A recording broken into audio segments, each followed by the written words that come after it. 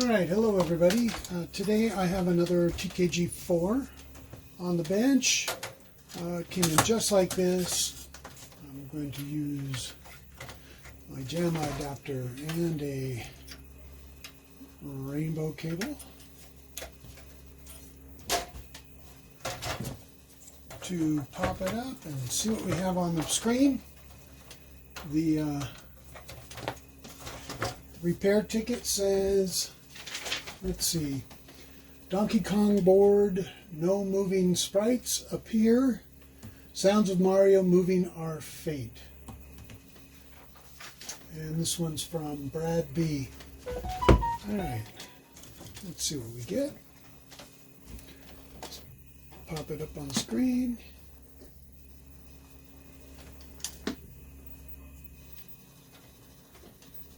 Oh, I got nothing there. Let's see. There we go.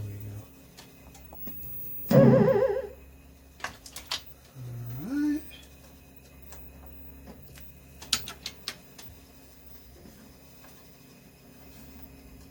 I got no music.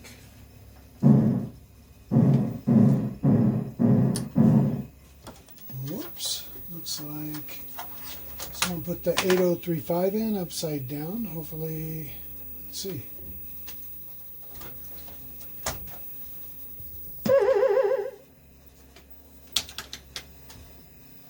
Yeah. 8035 is dead. Okay. Wish I would have caught that before I started here. Let's see.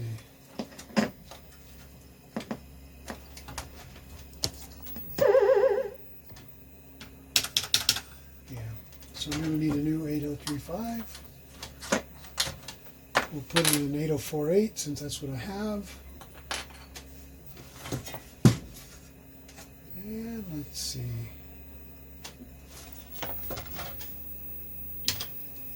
Ooh.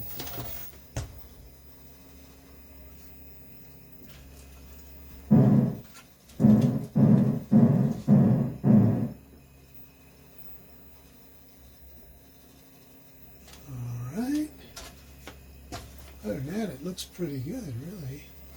So no sound. We're missing sprites. We've got a whole bunch. It's set to like 6 lives. Let's set it to stock just to see what we get. We'll put it up on the screen and we'll take a look.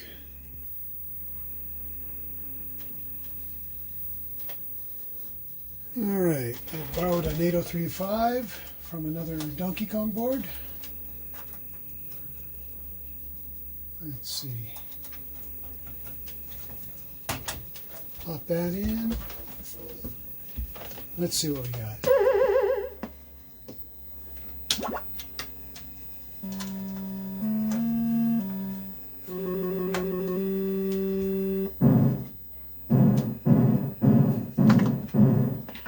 Alright, so far, new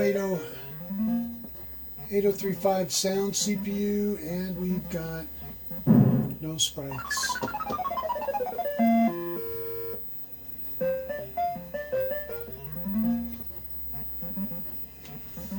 Alright, missing sprites. They're always fun. Let's see.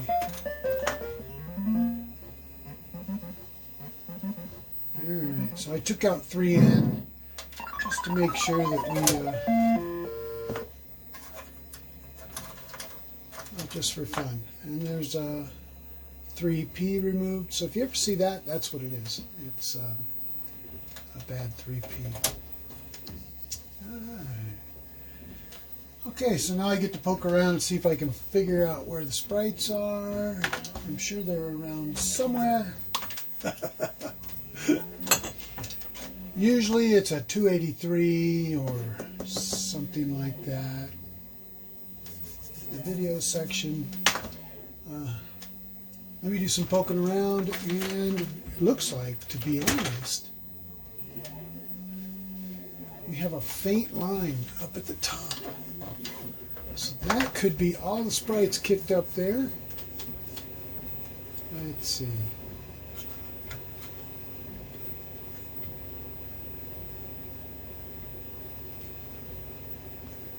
could be a counter. We've got two counters that position the sprites, and they are at, let's see, 3J and 4J, no, 3E and 4E. Let's take a look there and see if we've got counters that are bad. Let's see.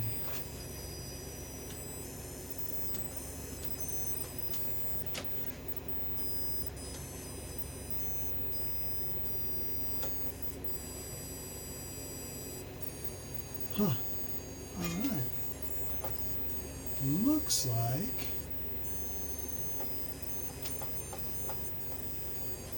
we may have a bad 163 at 4E. I don't see any. Oh yeah, okay, they're pulsing. No.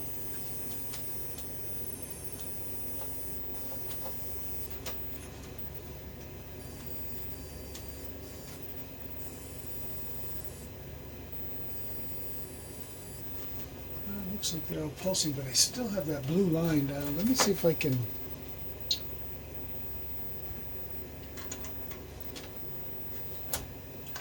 Huh. Yeah, you can barely see it. It's right up above the 1P high score. It's just a thin blue line up there. And if I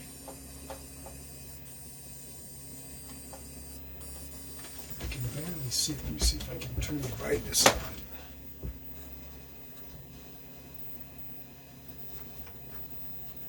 Yeah, you see here? Looks like all my sprites are stuck up at the top. And if I short out,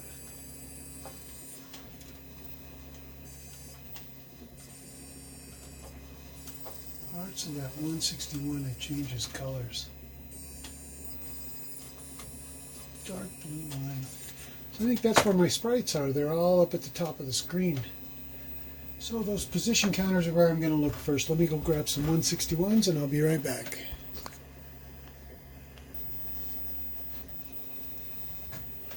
Alright, so it's these two counters right here I'm looking at. These 163s and the 86s could be bad.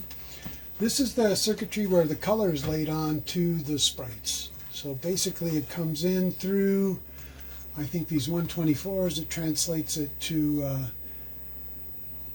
well, they come in through these 161s, then into these 125s, over to these RAMs. The colors are overlaid, and then it comes back through these 124s and translated back into TTL and through these 157s. So I'm going to look at these two chips right here.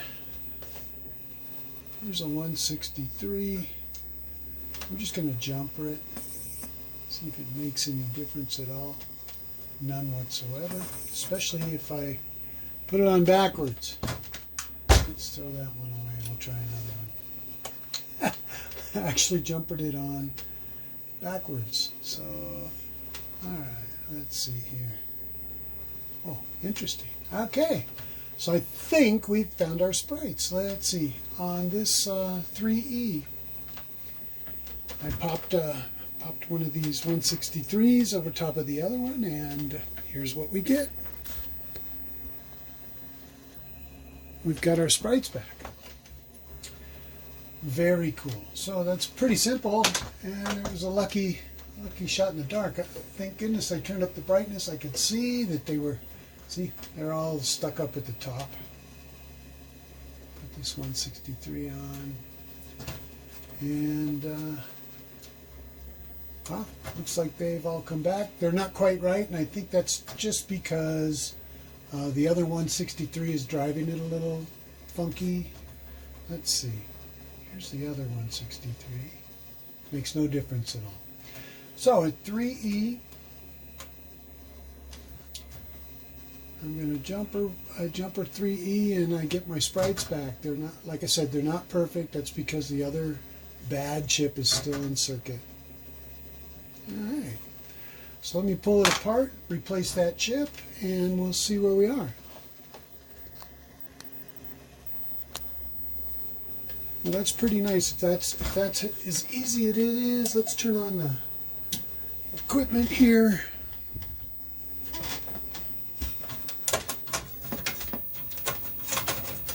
Make sure that's off. And then this.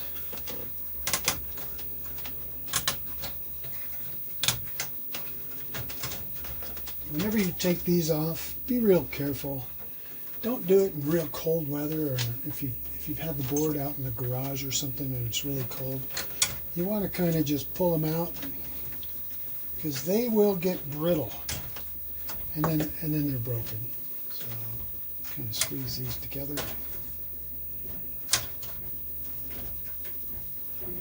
And pull them off one at a time.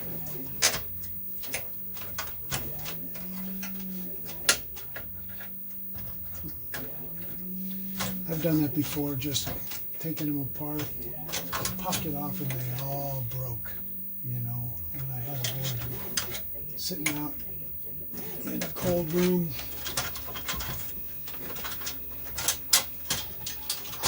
Very nice. I'll set this to the side. I've been playing a lot. You'll hear it in the background is my 3D printer. I found somebody had given me this big old press, and it was like, what in the world is this thing? And it turns out it's a button press. Played around with it a little bit for 2.5 inch, 3.5 inch buttons, and I don't know how popular buttons are anymore, but I found a site where I can actually go get pieces to make coasters with, and I thought, oh, coaster would be kind of cool, you know, because locally we have lots of national parks here, and it'd be fun to make magnets and coasters, refrigerator magnets and stuff like that. Or heck, we could make our 3-inch buttons that we normally just you know, we give out 3-inch stickers. We could turn some into buttons and put a logo on there. For some of the local you know, national parks, we could do Bryce Canyon buttons, or coasters, or magnets. And so on the 3D printer, it's a really old press, and apparently you've got these let's see, come on, baby. You've got these, an insert you need to put in, otherwise the button is rounded. If you put this flat insert in the top, and then you press the button together on a it will be it'll be flat. So the button comes out flat instead of concaved. And they don't make it for this old press that I have. I got it from a friend who used to go to shows back in the 90s, I believe, and he'd go to Mac shows and print people's pictures out right there in the booth. Okay, I need still stuff there. And then he'd put that picture right in the button. So that's kind of cool, but I'm going to use it for coasters, I think. We could do buttons too if I really want. Alright, there's that. Anyway, I'm printing out this insert for the top of this button press, and so I can make coasters.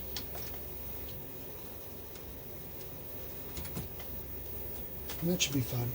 So I've recently discovered this material called TPU, which for me it's brand new. You know, I'm used to printing everything out of either PLA or let's see, where's my solder? PLA or PET, PET-G, I guess it is, and this stuff is really kind of neat. It's like printing rubber. So I see a lot of applications for it, and this one seems to be perfect. Just no infill, and it'll print a nice solid disc. Let me see if we've got one sitting here.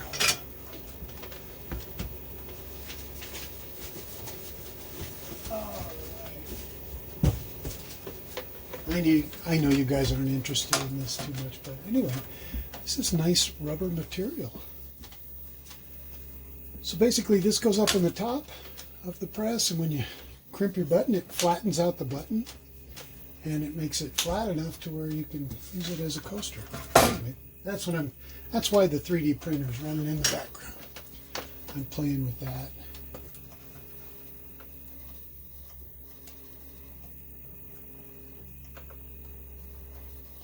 They make an aluminum insert, but it's for a different machine, so it won't work on mine.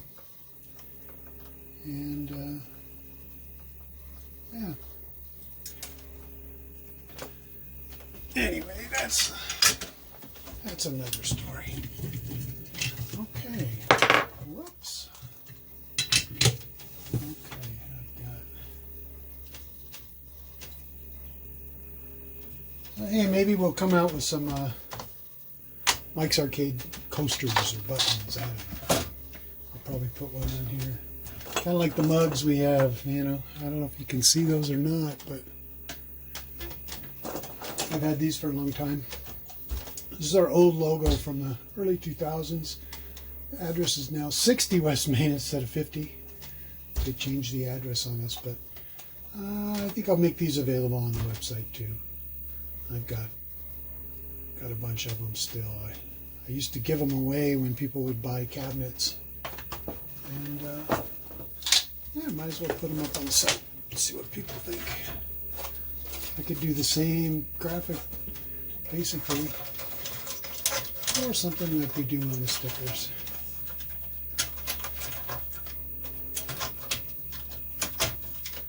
Let's see.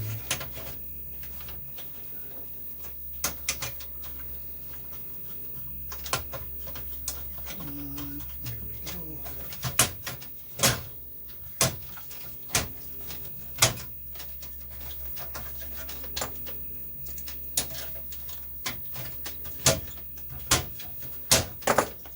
Okay, got that all popped together.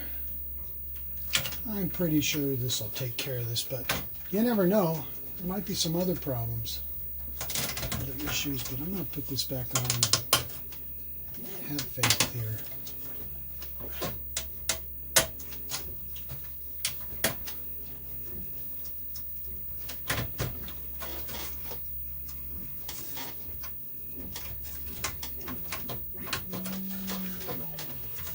This would be awesome if it fixed it just like that. I think it might.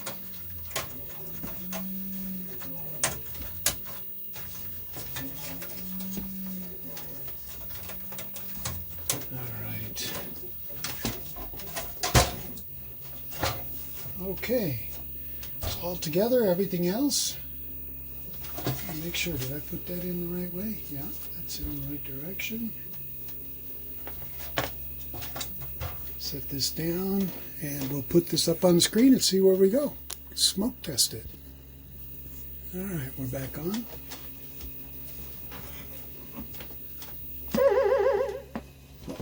Okay. Let's see. I need to fix that connector on the back. All right, we've got our Sprites back.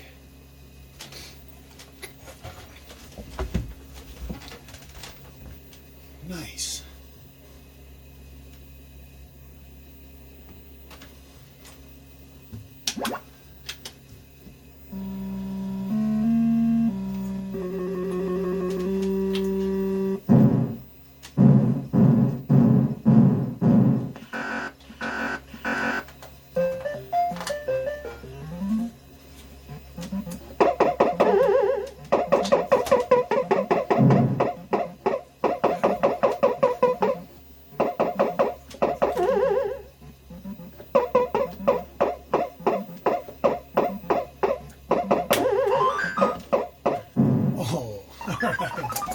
Okay, Well, that looks good. All right, so I'll let this play and burn in for the next couple hours, and if nothing else goes wrong, this will go back to the Brad. You'll be getting a call from us, and we'll get this taken care of and back to you.